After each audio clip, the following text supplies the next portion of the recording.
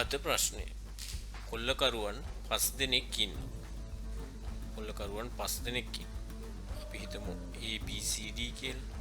ABCD හතරයි ABCD E පහයි. කොල්ලකරුවන් 5 දෙනෙක් ඉන්නවා.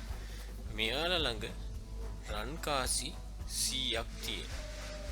රන් කාසි 100ක් තියෙනවා. මෙයාලා මේ කාසි බෙදා ගන්න ඕන විදිය මුලින්ම යෝජනා කරන්නේ ඉහළම තනතුරු තියෙන එක්කෙනා. අපි හිතමු මේ පිළිවෙලට තියෙන එක. ඉහළම තනතුර Aට, ඊළඟ තනතුර Bට, ඔය විදියට තියෙනවා කියලා හිතමු. යෝජනාව සම්මත වුණොත් ඒ විදියට කාසි බෙදෙනවා. ඒ මොකක් හරි යෝජනාවක් කරලා ඒක සම්මත වුණොත් පාස්ට් වුණොත් ඒ විදිහට කාසි බෙදනවා. යෝජනාව පෙරදුනොත් මෙයාව මුහුදට විසික් කරලා දාලා ඊළඟ තනතුර තියෙන කෙනා, ඒ කියන්නේ මේකේ විදිහට නම් B, එයා යෝජනාවක් කරනවා. ඒක පාස් වුණොත් ඒ විදිහට බෙදනවා. එහෙම නැති වුණොත් මෙයාවත් මුහුදට විසි කරනවා. ඊළඟට C, ඔය විදිහට තමයි යන්නේ. අන්තිමට ඉතුරු වෙන එක්කෙනාට සේරම කාසි ටික හම්බ වෙනවා. එයා අන්තිමට ඉතුරු. දැන් ඒට යෝජනාව කරන්න පටන් ගන්න තියෙන්නේ.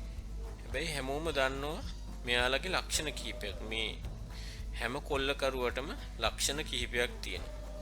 එයාලගේ පළවෙනිම අදිෂ්ඨානය තමයි එයාලගේ ජීවිතේ බේරගන්න එක. ඊළඟට මෙයාලා හරි කෑදරයි. එයාලගේ ඊළඟ අරමුණ තමයි පුළුවන් තරම් මුදලක් ඉතුරු කරගන්න එක. මේ හැමෝම ඉතාම බුද්ධිමත් කොල්ලකරු. ඒ කියන්නේ එයාලට හොඳට තර්ක කරලා හිතන්න පුළුවන් තමන්ට කොහොමද වැඩිම හොඳම ලාභය ගන්න. එයාලා ලොජිකලි ගන්න පුළුවන් හොඳම තීරණ තමයි ගන්න. ඕක තමයි ප්‍රශ්නේ. කොල්ලකරුවන් 5 දෙනයි කාසි 100යි. යෝජනා කරන්න තියෙන තනතුරේ පිළිවෙලට යෝජනාව පිළිගත්තොත් ඒ විදිහට කාසි බෙදනවා. යෝජනාව පෙරදුනොත් එයාව මුහුදට විසි කරනවා.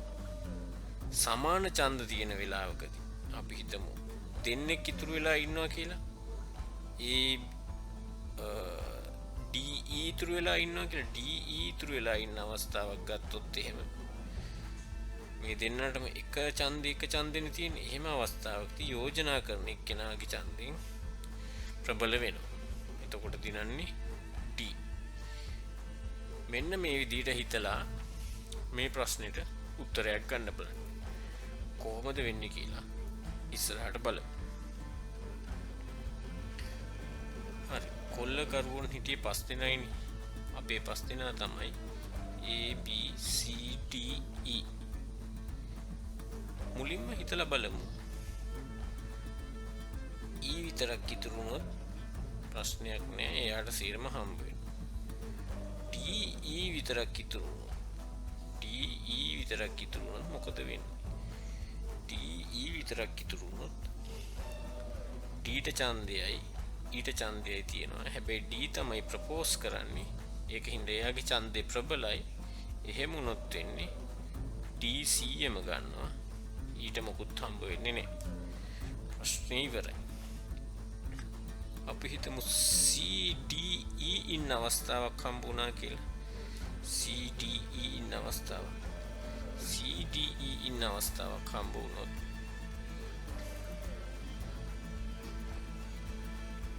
Dට CDE ඉන්න අවස්ථාවක් හම්බ වුණොත් මොකද වෙන්නේ? හිතලා බලමු. C තමයි යෝජනා කරන්නේ. ඊට මොකුත් හම්බ වෙන්නේ නැහැ කොහොම කළත් Dට ගියොත්. ඒ නිසා ඊට එකක් දුන්නොත් එයාගේ ඡන්දේ ගන්න පුළුවන්. ඊට එකක් දුන්නොත් එයාගේ ඡන්දේ ගන්න පුළුවන්. එයා ඊට එකක් දෙනවා කියලා හිතන්නකො. D ගේ ඡන්දය අපිට ගන්න පුළුවන්. D ගේ ඡන්දය අවශ්‍ය වෙන්නේ නැහැ මෙයාට දිනන්න. එතකොට CE ඡන්ද කරලා තියෙනවා නම් Dට මොකුත් නොදී C99ක් තියාගෙන වැඩේ ගොඩ දා ගන්න පුළුවන්. ඊළඟට අපි හිතුවොත් BCDE කට්ටියම ඉන්න අවස්ථාව. ඒ එහෙම අවස්ථාව හම්බුනොත් මොකද වෙන්නේ? දැන් Cට આવොත් D දන්නවා Dට මොකුත් ගන්න වෙන්නේ නැහැ කියලා. එක විදිහක් කරන්න පුළුවන්.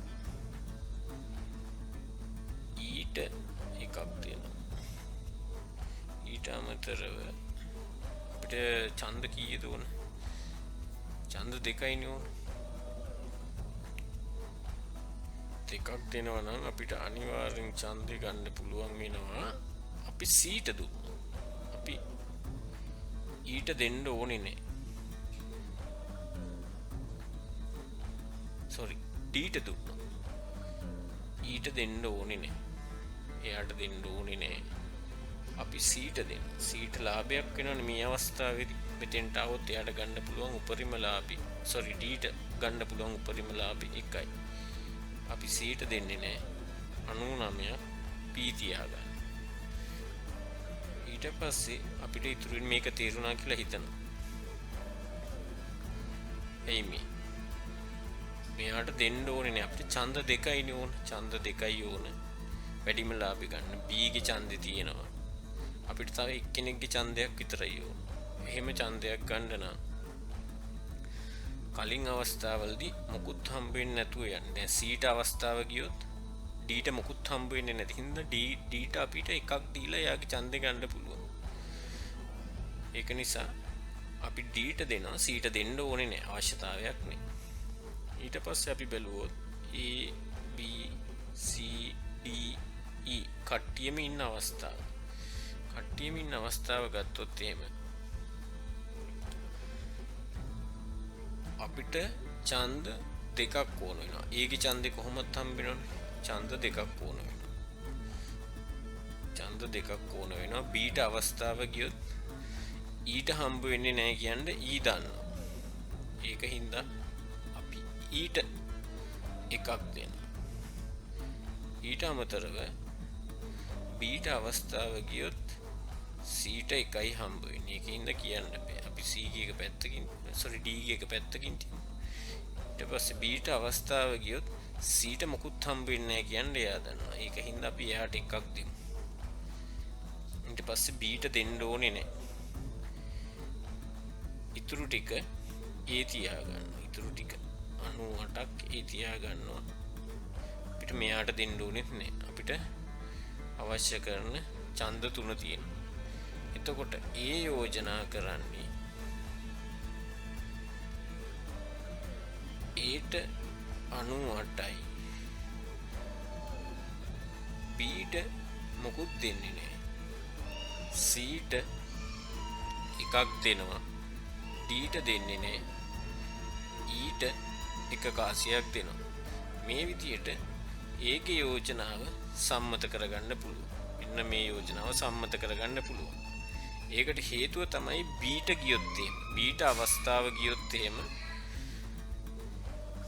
Cටයි Eටයි මෙන්න මේ අවස්ථාවේදී Cටයි Eටයි මොකුත් හම්බ වෙන්නේ නැහැ. මෙයාලා හදන්නේ හැම එක්කෙනාම හදන්නේ තමන්ගේ ජීවිතේ බේර ගන්න අංකයකට ඊළඟට ලාභය වැඩි කරගන්න. ඒක නිසා Cටයි Eටයි Bට අවස්ථාව ගියොත් මොකුත් හම්බෙන්නේ නැහැ. ඒක හින්දා අපි යාලට සුළු ගාණක් දීලා මේ වැඩේ කොට දා ගන්නවා. මේක එතකොට පහසුවෙන් විසඳන්න පුළුවන්. ප්‍රශ්නේ ඉන්ටරෙස්ටිං කියලා හිතනවා නම් ප්‍රශ්නෙට ආස හිතුණා නම් අනිත් අයටත් බලන්න ෂෙයා කරන්න. වීඩියෝ එකත් ලයික් කරන්න. ඊට අමතරව මේ වගේ ප්‍රශ්න ඉස්සරහටත් බලන්න කැමති නම් channel එක subscribe කරන්න.